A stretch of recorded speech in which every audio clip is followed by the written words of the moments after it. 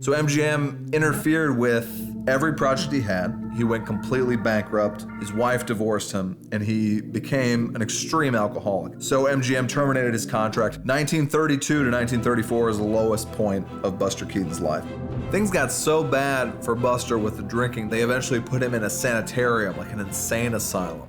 And as was not uncommon at this time, they put him in a straitjacket because they figured that's the only way they can cure a true alcoholic of drinking. But little did they know, his early mentor was Harry Houdini, who had taught Buster how to get out of straitjackets. So they put him in a straitjacket. Within about 5 minutes, Buster's able to get out. He breaks free of the sanitarium and he's out on his own. Hello. Today we are going to be discussing Orson Wells and William Randolph Hearst. William Randolph Hearst was the biggest media mogul in America. 3 out of 5 people read a Hearst paper. He had owned 25% of the world's most valuable art. The second biggest private zoo in the world. He had started to build San Simeon. The property was like half the size of Rhode Island, man. Not his wife, but this woman, Marion Davies. Next thing you know, she's living in San Simeon, loving it. Meanwhile, Orson Welles, a boy genius prodigy, had just done War of the Worlds. Orson would say things like, "Tonight at 7:52 p.m., we spotted a craft entering Earth's atmosphere. It lands on the White House lawn. Yes, yes." Hollywood came a-knocking. And they said, "Orson, babe, what do you want, babe? You want a 3-picture deal? We don't say a word? All the money you want, babe? Done. Greenlit, done, deal." Orson's having some late night, probably hammered cocktails with a one Herman Mankiewicz, screenwriter. And Mankiewicz all of a sudden starts going like, "Yeah, I was at San Simeon the other week." And Orson's like, "You have inside info in like juicy tidbits of what's happening at the Hearst Castle?" He's like, "Oh yeah." He's like, "Oh, I have an inside guy. Do tell. Do tell. I party there regularly. I'm having drinks, smoking cigs, drinking champagne, having delicious appetizers with Marion Davies and Dougie Fairbanks and all those people. Loving it." He's witnessing this stuff firsthand. Hold on. Sorry, whiskey beard. Oh. But then Hearst would leave these parties and go out and spread all his newspapers out and just lord over his powers like, "I control media, which controls the world. I am God." And Orson goes, "Stop. I need you to write me a screenplay about this, and I am going to make it into a feature film." Deal was made. Orson Welles knew that we need to kind of keep this top secret and keep it under wraps because of Hearst. Mankiewicz would pound out the pages. Orson Welles kept on reading this stuff. He's like, "This is amazing screenwriting. This is gonna be the best movie ever. Like, I'm making a kick-ass movie, man. Capiche?" He wrote, produced, directed, he starred in it.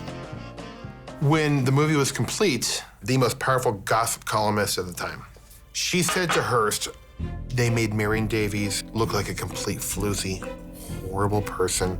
I mean, the whole movie was basically trashing the Hearst name. Hearst hears about this and he sees red. He starts threatening any newspaper out there. If you put a review, if you put an ad out for this, you're done. He told every movie theater, "If you run this movie, we will never place an ad for one of your films ever again." So,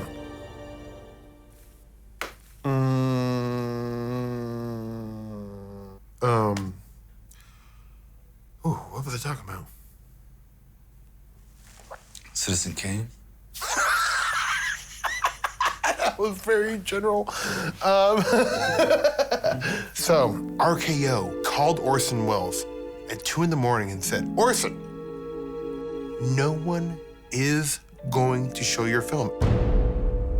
Wonderful. show it intense. Put up a quote that says, "The movie that no one will let you see." As fate would have it, Orson and William Randolph Hearst were in the same elevator. Wells and Hearst never look at each other.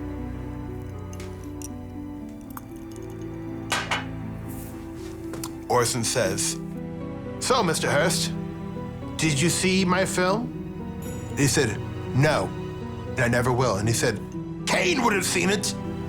Kane would have seen the film."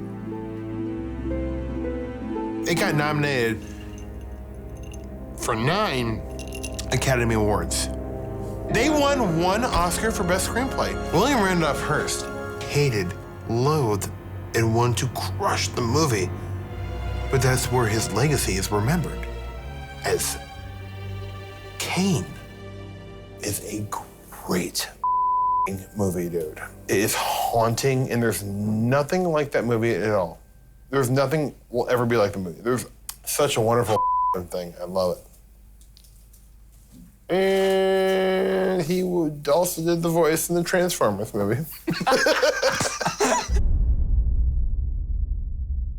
Tonight. Hi, my name is Annie Eastfairther, and tonight I'm going to tell you the story, the true story behind A League of Their Own.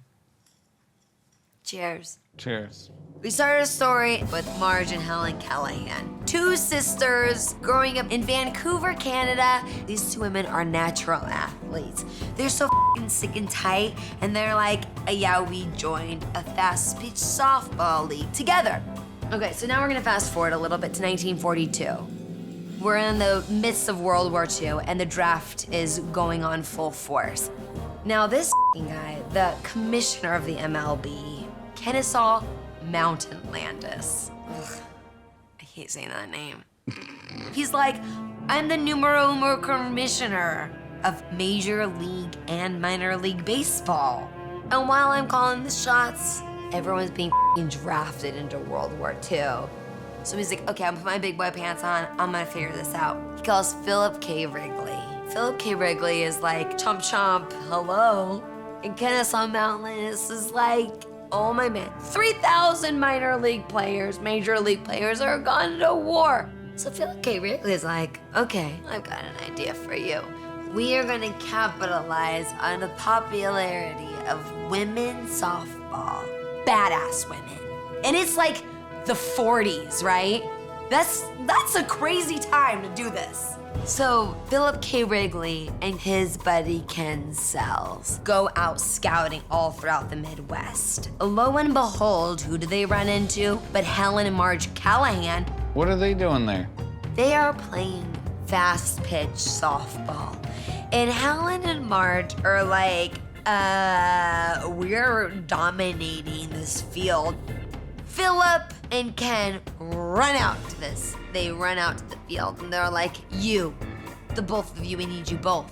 You gotta be on our f***ing team. And they sign on the dotted line at $75 a week. So they're both on the Minneapolis Marionettes. No, Millerettes. So Marge and Helen are like, we're on this team. This is f***ing tight. They're playing double headers in like 115-degree weather. And Philip K. Wrigley is like, I know how to sell a product. And I need these women to look like women. These chaperones are like, I am going to make sure that their hair is curled, their lipstick is on, their makeup is fully done, their skirts are ironed before they head out onto the field. People are full to watch these women in these adorable dresses play f***ing baseball like men. And Marge Callahan, Helen Callahan are knocking this shit out of park. Women are stealing bases. They're like, what's up, mother? I don't know why that's funny, but it's funny.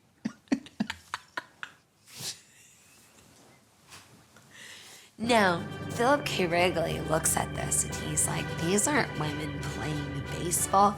These are f***ing baseball players. Yeah, dude. It's so badass, right? This is my 7th inning stretch. This is mine. All right, let's play ball. Yeah. Okay. So 1945 comes, right? And World War II is ending. Joe DiMaggio, Ted Williams, the major and minor league players come back, and they're like, "Hi, everybody. Yeah, we've been in f***ing war. It's terrible. We're ready to hit some balls." So it ends up fizzling out.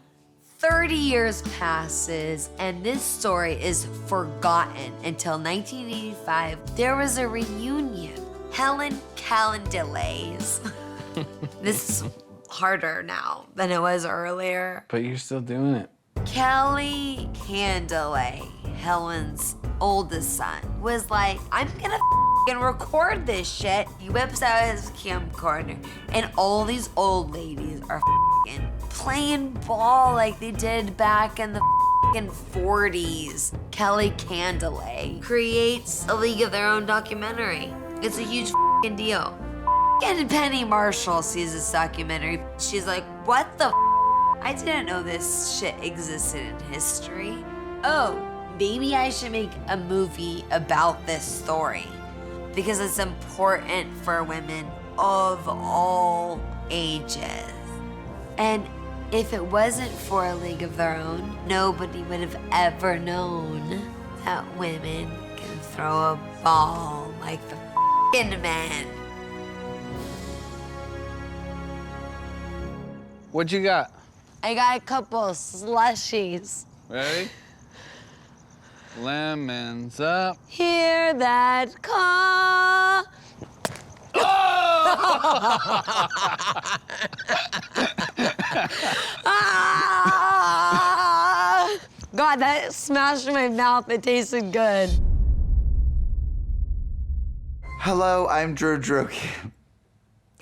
Hello, I'm Drew Drogi, and today we are discussing Dog Day Afternoon, the real story. Ruff Ruff. Ruff Ruff.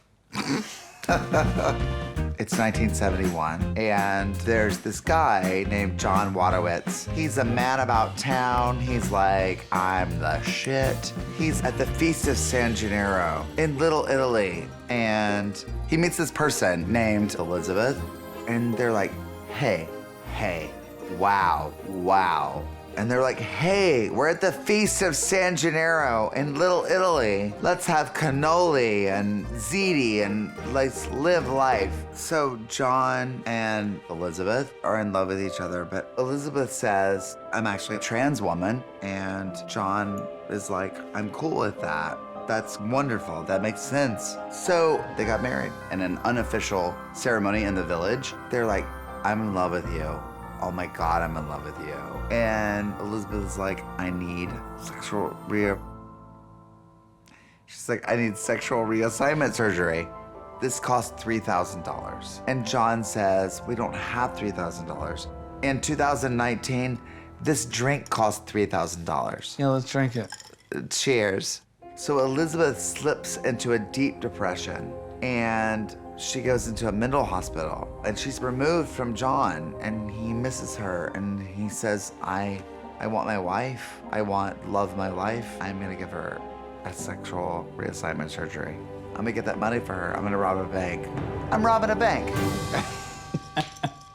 So John recruits Salvatore Naturale and Robert Westenberg, and then they go see The Godfather, and The Godfather obviously was starring Al Pacino and John Cazale. The Godfather got them going. They're like, let's be criminals like the Corleones. They realize like we're gonna need some guns. So they get the guns together. The first bank they go to is on the Lower East Side. They get to the bank, they drop a shotgun. It goes off. Kaboof! They're like, "Guys, everything's fine. We just dropped a shotgun. It blew up. We're people. Let's just be people, but we gotta go to another bank." The next one's in Queens. They get out of the car. They immediately run into their mom's best friend, who's like, "Salvatore, what's going on? How are you? John, nice to see you. What are you two boys doing together?" And then they were thinking, "Oh my God, it's our mother's best friend. We gotta get out of here." That's from Greece. They finally get to the Chase Manhattan in Brooklyn, but Robert Westenberg sees a cop car outside and gets spooked and he leaves. So it's just John and Sal that go into the bank. And they go in. John yells, "Freeze! This is a holdup. I'm not alone." They pass the teller a note that says, "Put all your money in a bag or we're gonna start shooting people. This is an offer you can't refuse." And John's like, "It's from The Godfather. It's our favorite movie." John and Sal, they're about to leave when a bunch of cop cars pull up. John was like, "You know what? We're gonna keep everybody in this bank hostage." Boom. This leads to a 14-hour hostage standoff. They're fumbling, bumbling. The tellers are just freaking out. They're not hardened criminals. They don't really know what they're doing. Elizabeth asks John to stand down. Ultimately, Sal was killed and they arrest John. So, if you've seen the movie, this is where it ends, but there's more to this story. So John goes to prison and he's like, "Ugh, I went through all this and still my wife can't get what she needs." But a year later, Hollywood producers come into his jail cell. He's like, "Who the f are you guys? What's going on here?" And they're like, "We are Hollywood producers. We have a Hollywood movie we would like to make about you. We're gonna give you $7,500 and a 1% profit share for your story." And he's like, "It's enough money for Elizabeth's sex change." And that's the whole reason I got into this. Aw. I feel wasted.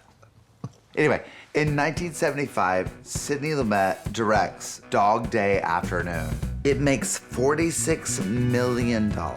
It gets 6 Oscar nominations and wins for Best Original Screenplay. And it stars Al Pacino and John Cazale. Wow. In prison, he gets the nickname The Dog. Elizabeth visits him once a month. Elizabeth gets her sex change. She was like, "Honey, I love you, and thank you." John is in prison for 6 years. John gets out of prison and he eventually sees Dog Day Afternoon. And he's like, "Holy shit, this is Al Pacino playing me. And John Cazale is playing Sal. These are the people that I watched in The Godfather playing me in the movie. How crazy is that?" So John and Elizabeth eventually separate after a while, but they remain friends. It's ultimately a story about an individual who sacrificed everything that he was to help someone else. Love you, too. Love you too, Derek. Yeah. Toujours l'amour. Is that Dog Day Afternoon in Spanish? I love you. I love you too, Derek. Could this ice make a little more noise? It sounds good. Hello, I'm Patrick Walsh, and today we're going to be talking about the life of Buster Keaton. Buster Keaton was born to a family of vaudeville performers who toured the country with legendary magician Harry Houdini. Buster was actually born Joseph Keaton, but when he was 18 months old, he fell down a flight of stairs. And Houdini picked him up, inspected him, and said, "We should call him Buster, because he's a real buster. He can take a lot of shit." And his parents laughed. They were like, "We should call him Buster. That's a great idea, famed magician Harry Houdini." And in fact, they would say, "Step right up. Come see the little boy who could not be damaged." His father would throw his son into walls, into the orchestra pit, into the audience, and Buster loved it. He was always fine. He had no marks. He knew how to take a fall, could take a lot of abuse. In a fun way. Buster learned that he got bigger laughs if he would maintain a completely stone-faced expression. They started referring to him as the Great Stone Face, which was his nickname really up until the end of his career. So with all this knowledge of like what people found funny that he had gained from his time in vaudeville, he started doing these short films. They were extremely popular. Buster had a big admirer in Charlie Chaplin, who was the biggest silent film star of all time. Chaplin, while touring the country with Douglas Fairbanks, Mary Pickford, and D.W. Griffith, Chaplin was basically like, guys, we could sort of make our own artist-run movie studio, and we could have complete creative control over the projects we make, and other artists might want to come to us to enjoy that creative freedom. And D.W. Griffith said, you know, that's awesome because we can keep black people out as well. And they all, you know, looked at him a little strange. They weren't quite sure what he meant by that. And he said, you know, we could tell more stories about how the Ku Klux Klan came to power and how they are the most glorious organization in America's history. And they were like, yeah, or we could, you know, do other kind of fun stuff, kind of more creative stuff. And he's, no, but the Ku Klux Klan, you know, I want to make all my sweet, sweet Ku Klux Klan movies. And they were like, maybe we should quit hanging out with DW. And he was like, guys, come on. Ku Klux Klan, right? You guys love it. I love it. America loves it. He was a racist, D.W. Griffith. They decide they're gonna form United Artists. And Chaplin goes to his friend Buster Keaton. He goes, you got a vision, you're creative, you should come do movies for us. You can do what you wanna do, we won't bother you, you'll have creative control. Buster Keaton responded with a hearty nod. Buster, we're gonna be big, big stars, baby. And he embarked on, from 1920 to 1929, the greatest run of filmmaking in the history of movies. Buster had complete creative control. He was making these amazing movies with these amazing stunts. So at the end of the 1920s, Buster Keaton was doing very well critically and commercially, but he gets an offer from MGM, and they're saying, we'll pay you a lot of money to make movies here at MGM. Charlie Chaplin goes, Buster, baby, you're making a big mistake here. They're not going to give you the creative freedom that we gave you here at United Artists. I know you want the more money. I know you want to impress your wife. You can't do it. So he decides to sacrifice his creative control and freedom, and he went to MGM. And almost immediately he realized he had made a huge mistake. I don't even know where I left off. It's okay. At this point, it's just going to be pure garbage. And that's okay. Okay. There is no garbage here. Okay. So MGM interfered with every project he had. He went completely bankrupt. His wife divorced him, and he became an extreme alcoholic. So MGM terminated his contract. 1932 to 1934 is the lowest point of Buster Keaton's life. Things got so bad for Buster with the drinking, they eventually put him in a sanitarium, like an insane asylum. And as was not uncommon at this time, they put him in a straitjacket because they figured that's the only way they can cure a true alcoholic of drinking. But little did they know, his early mentor was Harry Houdini, who had taught Buster how to get out of straitjackets. So they put him in a straitjacket. Within about 5 minutes, Buster's able to get out.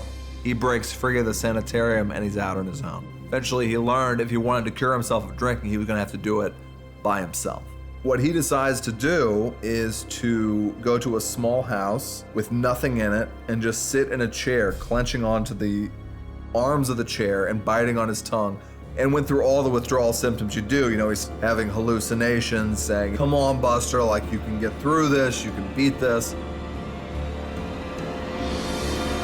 And eventually he does. He comes out on the other side, free and clear. He no longer wants to be drunk all day, and he's able to go back to MGM and get his career back. And in 1960, he won a Lifetime Achievement Award.